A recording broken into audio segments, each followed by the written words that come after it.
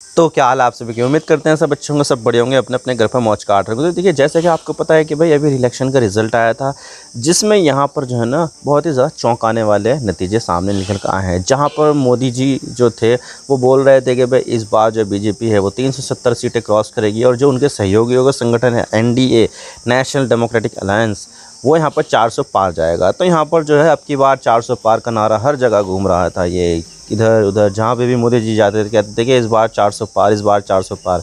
लेकिन यहाँ पर जो मोदी जी है उनका सपना सपना ही रहा, क्योंकि यहाँ पर जो 400 पार तो छोड़ो, यहाँ पर 300 पार भी नहीं हुए। और यहाँ पर जो एनडीए अलायंस है वो 294 सीटें लेकर आ गया है, 293 सॉरी, तो 293 सीटें लेकर आ गया है। हालांकि देखा जाए तो एनडीए को यहाँ पर बहुमत मिल गया है, और यहाँ पर सरकार बनाने के लिए यहाँ पर जो है ना वो हो भी गई है, सरकार उनकी बन भी गई है। लेकिन यहाँ पर अगर देखा जाए तो बीजेपी के पास जो मेजॉरिटी पहले 2 इलेक्शन में थी वो अब नहीं है। पहले यहाँ पर 2014 में जब इलेक्शन का रिजल्ट आया था तो 282 सीटें अपने दम पर यहाँ पर बहुमत लेकर आई थी, और फिर उसके बाद 2019 में जब चुनाव हुए तो 303 सीटें लेकर आई। यानी कि यहाँ पर जो लोकसभा के जो चुनाव पिछले 2 हुए थे उनमें यहाँ पर बीजेपी अपने दम पर बहुमत लेकर आई थी। लेकिन इस बार का जो चुनाव हुआ है बीजेपी को यहाँ पर बहुमत नहीं मिला है। बीजेपी को यहाँ पर 243 सीटें मिली है, और 240 सीटें मिली है, सॉरी 240 सीटें यहाँ पर बीजेपी को मिली है। और जो बहुमत का आंकड़ा है 272 का, उससे 32 सीटें कम है। तो यहाँ पर जो बीजेपी है वो अपने जो सहयोगी संगठन है उनके ऊपर काफ़ी ज़्यादा रिलाई करती है, जैसे कि नीतीश की जेडीयू, और इसके अलावा यहाँ पर जो टीडीपी है उसके ऊपर, एकनाथ शिंदे की जो शिवसेना है उसके ऊपर, और जो पासवान के जो बेटे हैं चिराग पासवान, उनकी जो पार्टी है 5 सांसद तो उसके भी हैं, तो उनके ऊपर यहाँ पर काफ़ी ज़्यादा रिलाई करती है। तो इसकी वजह से यहाँ पर जो है ना ये समझा जा रहा था कि भाई यहाँ पर मोदी सरकार है उसके ऊपर यहाँ पर काफ़ी ज़्यादा दबाव भी आएगा कि भाई हमें यहाँ पर जो है ना कैबिनेट का मंत्री ये बना दो, हमें यहाँ पर ये पोर्टफोलियो दे दो। तो इस तरह का जो दबाव है वो आ रहा था। तो खैर यहाँ पर ये चीज़ें थी, और यहाँ पर ये भी समझा जा रहा था कि भाई यहाँ पर जो मोदी साहब है उन्होंने हमेशा से यहाँ पर मेजॉरिटी को एंजॉय किया है। जब वो बीजेपी की सरकार में चीफ मिनिस्टर थे गुजरात में, तो तब भी यहाँ पर उनको मेजॉरिटी मिलती रही। कभी भी यहाँ पर उन्होंने गुजरात में गठबंधन की सरकार नहीं चलाई है, और यहाँ पर अभी तक तो ऐसा ही था। लेकिन बीजेपी मोदी जी के सामने अब यहाँ पर पहली बार गठबंधन सरकार को यहाँ पर मेंटेन करने की चुनौती रहेगी कि भाई यहाँ पर जो गठबंधन सरकार है वो किस तरह से काम करती है। तो यहाँ पर जो मोदी साहब है उनके पास इस चीज़ का अनुभव नहीं है। अटल बिहारी वाजपेयी साहब के पास तो यहाँ पर अनुभव था, तो उन्होंने यहाँ पर 5 साल जो है ना सरकार चलाई, बड़ी गठबंधन वाली सरकार चलाई थी, और वो भी स्थिर सरकार। लेकिन उसके बाद यहाँ पर वो चुनाव हार गए थे। लेकिन अब देखने वाली बात हुई क्या यहाँ पर जो मोदी जी है वो यहाँ पर इस सरकार को मेंटेन कर पाते हैं यानी, और अपनी जो सरकार है वो गिरने से बचा पाते हैं नहीं, ये तो आने वाला वक्त ही बताएगा। लेकिन यहाँ पर जो है ना राष्ट्रपति भवन में यहाँ पर मंत्रियों को शपथ भी दिला दी गई है, और यहाँ पर सरकार मोदी 3.0 बन गई है, जिसमें से मोदी साहब ने तो यहाँ पर जो है ना शपथ ले ली है। राष्ट्रपति द्रौपदी मुर्मू साहब ने जो है ना इनको शपथ दिलाई है, और उसके अलावा यहाँ पर जो है ना 71 मिनिस्टर भी बनाए गए हैं, जिसमें से 30 कैबिनेट मंत्री और 36 इसमें जो मिनिस्टर ऑफ स्टेट हैं वो है, और इसके अलावा यहाँ पर जो 5 है वो minister of state independent charge है उनके पास। तो इस तरह से यहाँ पर 71 जो है ना मिनिस्टर्स को यहाँ पर ओथ दिलाई गई है। तो जब यहाँ पर ओथ दिलाई जा रही थी तो तब यहाँ पर जो है ना कोई भी उनको पता नहीं था किसको यहाँ पर क्या पोर्टफोलियो दिया जाएगा, बस यहाँ पर ओथ दिला दी गई थी। लेकिन अब फाइनली यहाँ पर जो पोर्टफोलियो है उसकी रिपोर्ट आ गई है, और यहाँ पर जो है ना जो 4 टॉप मिनिस्ट्री है, जैसे कि विदेश मंत्रालय, वित्त मंत्रालय और फाइनेंस मिनिस्ट्री, और इसके अलावा होम मिनिस्ट्री, वो सब के सब यहाँ पर बीजेपी ने रखी है। इसको लेकर यहाँ पर बीजेपी ने कोई कॉम्प्रोमाइज़ नहीं किया है। हालांकि यहाँ पर जो है दबाव आ रहा था, लेकिन यहाँ पर दबाव को छोड़ो, यहाँ पर बीजेपी ने इन 4 पोस्ट के लिए कोई भी कॉम्प्रोमाइज़ नहीं किया है। तो आज इसके बारे में पूरी डिटेल के साथ बात कर देंगे। भाई यहाँ पर जो ये कमेटी है CCS और ये जो टॉप 4 मिनिस्ट्री है उसको यहाँ पर बीजेपी ने क्यों कॉम्प्रोमाइज़ नहीं किया है, आज इसके बारे में पूरी डिटेल के साथ बात करते हैं। लेकिन उससे पहले अगर आप चैनल पर नए हो तो सब्सक्राइब जरूर कर देना चैनल को, वीडियो चाहे पसंद आए तो लाइक ज़रूर कर देना, चैनल पर नए हो तो चैनल को सब्सक्राइब जरूर कर देना। आपकी एक सब्सक्रिप्शन से हमें आगे कंटेंट बनाने की मोटिवेशन मिलती है। तो चलिए वीडियो का आगाज़ करते हैं।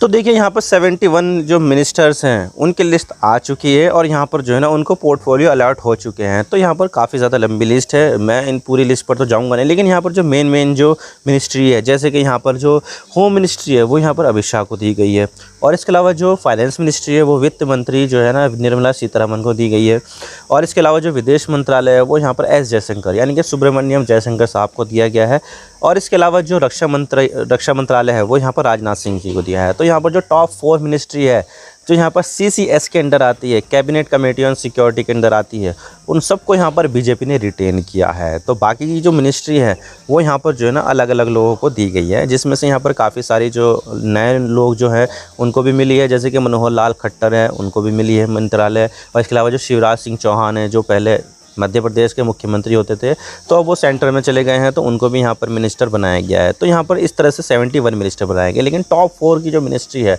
उसको लेकर यहाँ पर बीजेपी ने कोई भी कॉम्प्रोमाइज़ नहीं किया और उसको यहाँ पर बीजेपी ने अपने पास रखा है।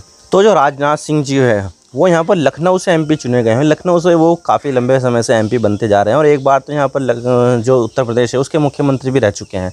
तो राजनाथ सिंह यहाँ पर जो है ना वापस से रक्षा मंत्री बन गए हैं। और इसके अलावा जो अमित शाह है वो यहाँ पर यूनियन होम मिनिस्टर बन गए हैं, यानी कि गृह मंत्री बन गए हैं। और ये यहाँ पर जो है ना गुजरात की गांधीनगर जो सीट है वहाँ से जो है चुने गए हैं, MP चुने गए हैं वो। और इसके अलावा जो S जयशंकर साहब है वो राज्यसभा के MP है। और इसके अलावा जो वित्त मंत्री निर्मला सीतारमण जी है वो भी यहाँ पर राज्यसभा की MP है। तो यहाँ पर जो 2 लोकसभा के जो MP है ना राजनाथ सिंह और अमित शाह, वो यहाँ पर जो है ना चुने गए हैं बिग 4 मिनिस्ट्री के लिए। और इसके अलावा जो 2 राज्यसभा के MP हैं जैसे कि निर्मला सीतारमण जी और S जयशंकर साहब, तो ये भी यहाँ पर बिग 4 के लिए चुने गए हैं। तो 2 मिनिस्ट्री राज्यसभा से तो 2 मिनिस्ट्री यहाँ पर लोकसभा से भी दी गई इनको बिग 4 में। और ये जो बिग 4 मिनिस्ट्री आती है वो CCS के अंदर आती है, यानी कि कैबिनेट कमेटी ऑन सिक्योरिटी, जिसको यहाँ पर हेड करते हैं प्राइम मिनिस्टर मोदी साहब। और इसके अलावा यहाँ पर जो चारों जो मिनिस्ट्री है ना, finance ministry, internal affairs, home ministry, defence ministry और विदेश मंत्रालय, तो यहाँ पर ये जो 4 मिनिस्ट्री है वो यहाँ पर CCS के अंडर आती है। तो यहाँ पर CCS के अंडर ये 4 मिनिस्ट्री तो आती है। और इसके अलावा यहाँ पर इसको हेड कौन करते हैं? प्राइम मिनिस्टर साहब। तो जो मोदी साहब है वो इसको हेड करते हैं।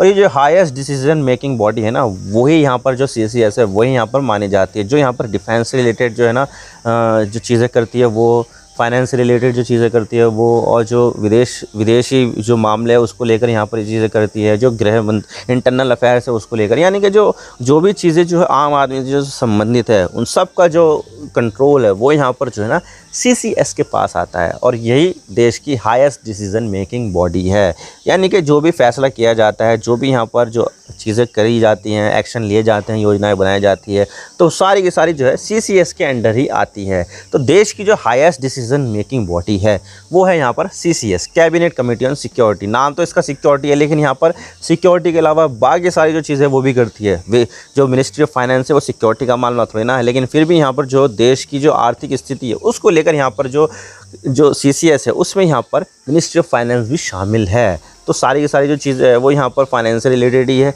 सुरक्षा का मामला हो तो सारे इक्विपमेंट खरीदने हो, कुछ भी खरीदनी हो, फाइनेंस मिनिस्ट्री उसके काम आएगी, बजट बना के ये देगी।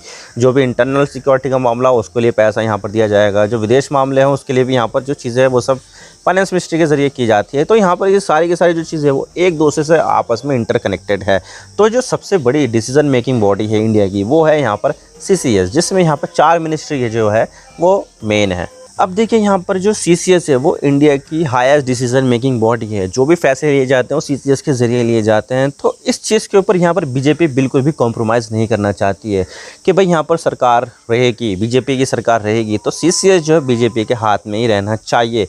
तो इस चीज़ के लिए बीजेपी ने यहाँ पर बिल्कुल भी कॉम्प्रोमाइज़ नहीं किया है। और जो CCS की जो जितनी भी चारों मिनिस्ट्री है वो यहाँ पर बीजेपी ने अपने पास रखी है, ताकि यहाँ पर जितना भी चीज़ें जो है इंडिया में जो भी होने वाली है उन सबको यहाँ पर बीजेपी अपने दम पर कंट्रोल किया जा सके। और उसके लिए यहाँ पर जो NDA के जो सहयोगी दल है उसके यहाँ पर रिलाय ना करना पड़े।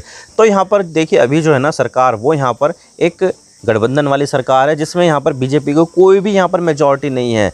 लेकिन बीजेपी यहाँ पर देश की सबसे बड़ी पार्टी है, 240 सीटें लेकर आई है, जो यहाँ पर छोटी मोटी बात नहीं है, बहुत बड़ी बात है।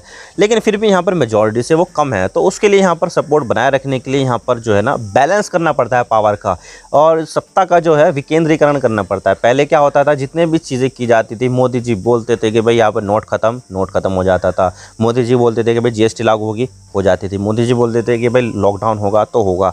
तो जो भी चीज़ें यहाँ पर जो है ना मोदी जी करते थे ना वो एक छत्र राज की तरह करते थे, एक अधिकार होता था उनके ऊपर। और यहाँ पर जो भी चीज़ें मोदी जी ने कर दी वो पत्थर की लकीर, चाहे उसका सहयोगी संगठन जो है वो यहाँ पर कुछ बोले या ना बोले, तो उसके लिए यहाँ पर बीजेपी के ऊपर कोई भी फ़र्क नहीं पड़ता था, क्योंकि उनके पास यहाँ पर फुल मेजॉरिटी होती थी कि भाई उनके पास सहयोगी रहे ना रहे तो सरकार के ऊपर क्या फ़र्क पड़ने वाला है।